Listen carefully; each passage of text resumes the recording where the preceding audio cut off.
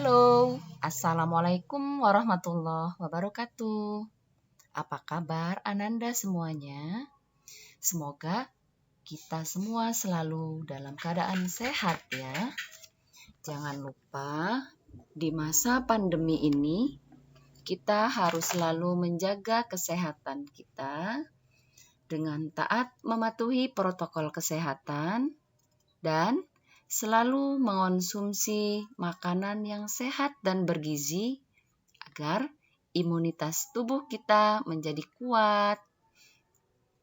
Nah, jumpa lagi ya bersama Ibu Ripi Julianti dalam materi teks berita. Ayo semangat belajar, karena belajar bahasa Indonesia itu menyenangkan loh. Baiklah, sebelum kita belajar, kita berdoa terlebih dahulu ya. Selesai. Sebelum kita memasuki materi tentang berita, kita memahami dulu ya kompetensi dasar pada materi kali ini, yaitu KD 3.1, mengidentifikasi unsur-unsur teks berita yang membanggakan dan memotivasi, didengar dan dibaca. KD 4.1, menyimpulkan isi berita. Adapun tujuan pembelajaran kita kali ini yaitu pertama, menjelaskan pengertian berita. Yang kedua, mengidentifikasi unsur-unsur teks berita. Ketiga, menyimpulkan isi berita. Terbayang tidak sih kalian? Jika mendengar teks berita, pasti kalian membayangkan tentang koran, tentang majalah, ataupun berita acara di televisi. Ya kan? Nah, tetapi kalian dapat dengan mudah mendapatkannya di portal berita atau web internet. Namun, tahukah kalian apakah itu teks berita? Lalu, apa sajakah yang ada di dalam teks berita? Apakah hanya berita saja? Tentu tidak. Ada banyak hal dalam sebuah teks berita. Apa saja? Yuk, kita pelajari bersama-sama. Pertama, kita akan pahami dulu pengertian teks berita. Ayo, siapa yang tahu apa itu teks berita? Ada yang tahu? Nah, mari kita simak. Ya, jadi teks berita itu adalah teks yang berisi segala peristiwa yang ada di dunia. Nah, biasanya teks berita itu disebarkan melalui media cetak dan media elektronik. Media cetak biasanya dapat kita jumpai seperti dari koran, dari majalah. Kemudian media elektronik dapat kita jumpai misalnya dari radio, dari televisi, kemudian dari situs web internet dan media lainnya. Nah, sekarang kita akan mempelajari unsur-unsur teks berita.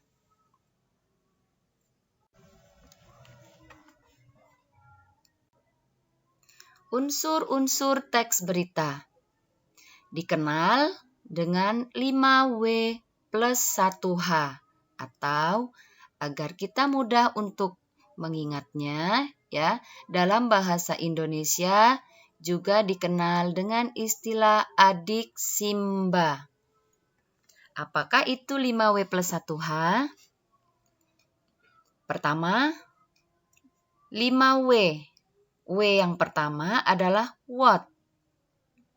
Apa peristiwa yang terjadi di dalam berita atau peristiwa apa yang diberitakan di dalam berita yang ditayangkan. Kedua, siapa yang mengalami peristiwa itu? Ketiga, where, di mana peristiwa itu terjadi, berkaitan dengan tempat ya. Keempat, when, kapan peristiwa itu terjadi, berkaitan dengan waktu terjadinya peristiwa ya. Kelima, why, mengapa peristiwa itu terjadi. Ini berkaitan dengan alasannya ya, alasan terjadinya peristiwa itu. Kemudian ada how. How, bagaimana proses terjadinya peristiwa itu. Dalam bahasa Indonesia, kita akan mudah mengingatnya ya dengan istilah adik simba. Pada dasarnya sama ya, 5W plus 1H dan adik simba. Adik simba, kita akan mudah mengingatnya ya. A, apa, di mana, K, kapan, si, siapa, M, mengapa, ba, bagaimana.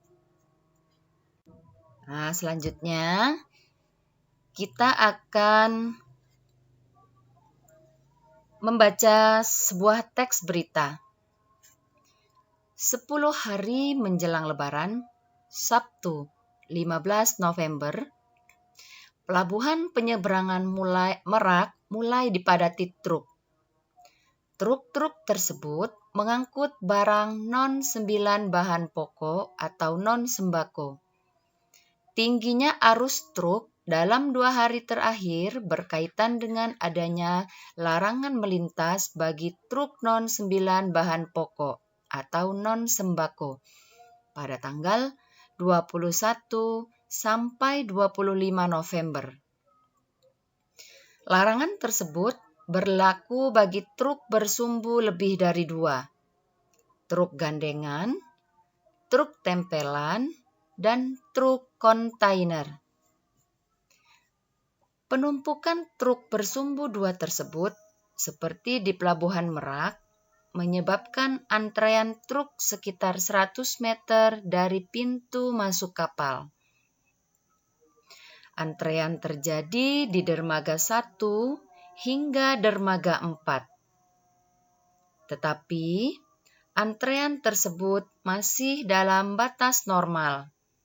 Antrean belum membludak keluar area parkir pelabuhan.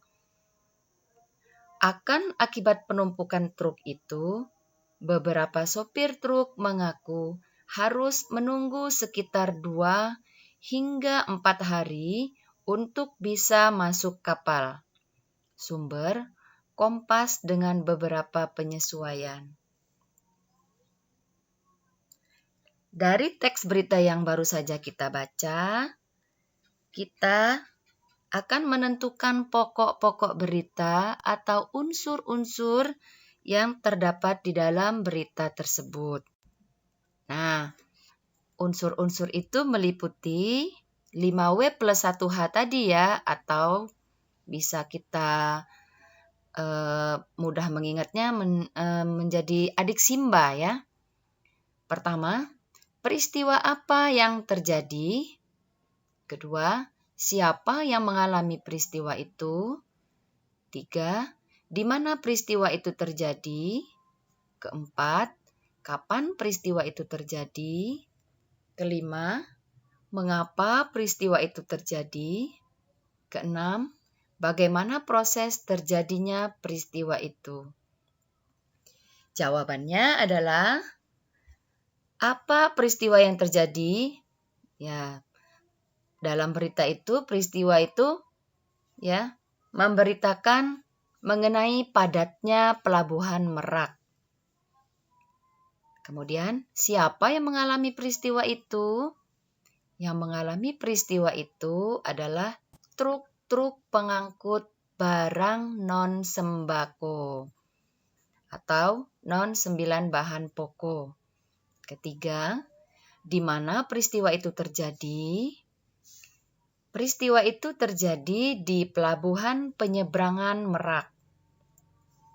Keempat, kapan peristiwa itu terjadi? Peristiwa itu terjadi pada 10 hari menjelang Lebaran, yaitu pada hari Sabtu tanggal 15 bulan 11, ya, 15 November. Kemudian, mengapa peristiwa itu terjadi? Peristiwa itu terjadi karena adanya larangan melintas bagi truk non-9 bahan pokok pada tanggal 21 hingga 25 November. Kemudian, bagaimana proses terjadinya peristiwa? Ya, peristiwa tersebut dengan adanya peristiwa tersebut menyebabkan antrean truk di pintu masuk kapal. Itu ya, unsur-unsur 5W+1H-nya atau adik simbanya. Nah, dari menentukan pokok-pokok berita atau unsur-unsur berita tersebut, sekarang kita akan belajar meringkas berita. Tentunya dalam meringkas berita ada kaitannya ya dengan menentukan unsur-unsur berita yang baru saja kita pelajari. Apa sih itu meringkas berita? Ada yang tahu? Ya, ringkasan adalah penyajian karangan atau peristiwa yang panjang dalam bentuk yang singkat dan efektif. Tahapan-tahapan dalam meringkas berita adalah sebagai berikut. Pertama, ketika kita hendak meringkas berita, kita harus mendengarkan atau membaca berita dengan konsentrasi. Setelah kita mendengarkan atau membaca berita, kita catat atau kita tentukan pokok-pokok berita yang terkandung di dalam berita tersebut atau adik simbanya tadi ya, atau 5W+1H-nya tadi. Setelah kita mencatat pokok-pokok berita, kemudian kita sampaikan kembali pokok-pokok tersebut menjadi sebuah ringkasan yang lengkap ya dan efektif. Nah, perhatikan contoh berikut. Pelabuhan Merak dipadati oleh truk-truk pengangkut barang non-sembako pada 10 hari menjelang Lebaran. Sabtu 15 November.